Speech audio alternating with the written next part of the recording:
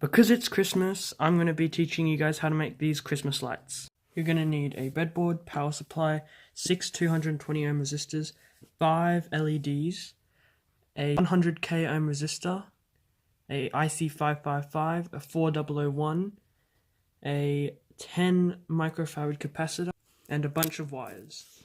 Plug in the power and line up the resistors so the positive is that way and the negative is this way. It should look like this. Now grab 220 ohm resistors and place them this side to negative. Okay, place the IC555 and the 4001 like so. Grab 2 wires and place the positive one here and the negative one here. Now grab another 2 wires, place the positive here and the negative one here. The longer leg in negative and get the shorter leg in this pin. Grab another wire, place it here